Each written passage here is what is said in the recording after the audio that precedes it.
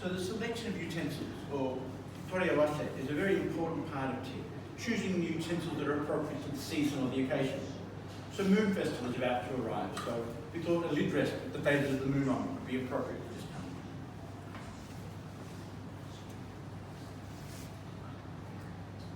Then just as in the West, where you'd warm the pot before making a pot of tea, so the host will warm the tea bowl and check the tines on the whisk to ensure that they're unbroken.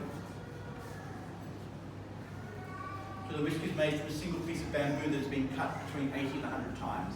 Again, steam is used to create the shape, and cotton then used to hold it in place.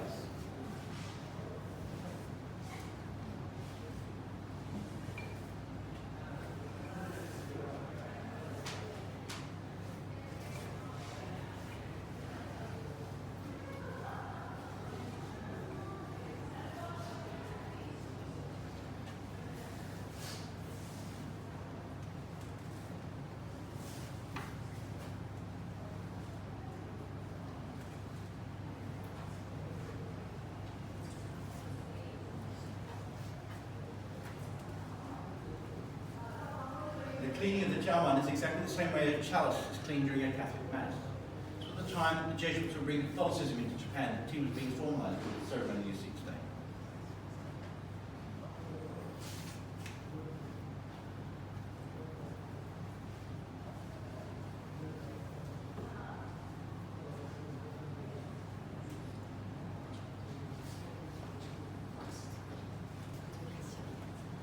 So the host is saying to the first guest, "Okashio dozo," please enjoy your sweet. So if you'd like to start eating your sweet, this first bowl of tea will be for you. Now, as you can see, the tea is a very bright green in colour. All tea comes from the same plant, the Camellia senescens. This is a relative of the Japonica, and it's the same with the flowering camellias we have in our garden. It's considered the young leaves of the oldest plants that give the choicest quality. Once picked, the leaves should be steamed. If after steaming you roast them, this makes Western black tea. It preserves the tea and makes it last a long time. If after the steaming you just dry them, you're left with green tea, commonly drunk in the East, but there's no preservation done to the leaf. If you take those dried green tea leaves and put them in a stone mill and grind them to a fine powder and put them through a sieve, you're left with matcha, tea powder. And this is what we're using. So you're actually drinking the leaf of the tea plant. This means you're getting all the value from the tea leaf, which you would normally not get from steeping the leaves and taking them out. There's a great deal of antioxidants, a great deal of vitamin C. It's a very good health tonic, which are the origins of drinking tea in China. There is also a great deal of naturally bound-in caffeine in the tea leaf, but you have to digest it to release it. So it will provide a sustained and prolonged release of energy throughout the afternoon.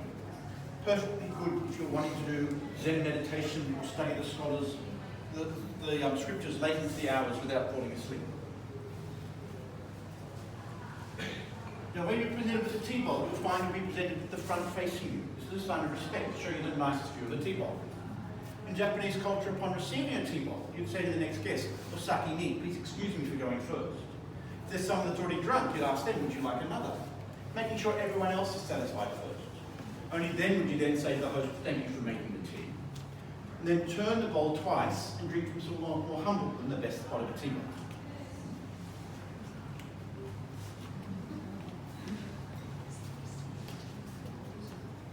So you'll notice when the host had the tea bowl, the front was facing them.